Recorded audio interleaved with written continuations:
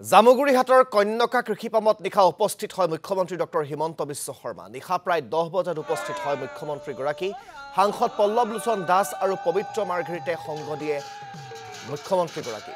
মুখ্যমন্ত্ৰীগৰাকীয়ে অত্যাধুনিক সা সুবিধা থকা এটা শৰীৰ চৰ্চা কেন্দ্ৰৰ শুভ উদ্বোধন কৰে। শীতৰ সেমেকা ৰাতি কন্যকা কৃষিপামত জুই ফুৱাই বিহু উপভোগ কৰে ডক্টৰ হিমন্ত বিশ্ব শৰ্মাই। আজি চতিয়া সমষ্টিৰ উন্নয়নৰ বুজ ল'ব মুখ্যমন্ত্ৰীগৰাকীয়ে। এয়া আমি আপোনালোকক দেখুৱাইছোঁ।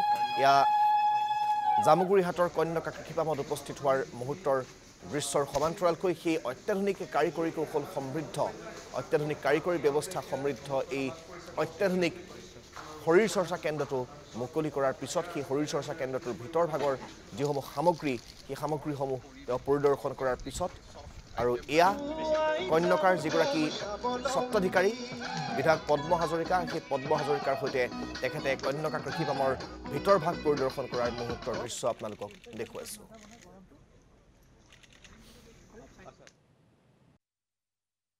কন্যকাৰ আৰম্ভণিৰ দিনটোৰ পৰাই মই বহুতবাৰ আহিছোঁ আৰু এতিয়া কন্যকা বহুমুখী পামখন সকলো ফালৰ পৰা নদন বদন হৈ পৰিছে আৰু ইয়াৰ লগত কেইবাটাও সুন্দৰ সংযোজন হৈছে।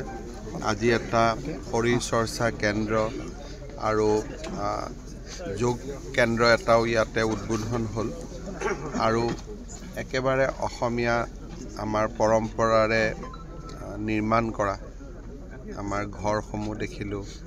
ইয়াতে জুইৰ আগত বিহু নাচ দেখিলোঁ। ভাল লাগিল মনটো। অহাকালি গোটেই দিনটো চতিয়া সমষ্টিতে আছোঁ।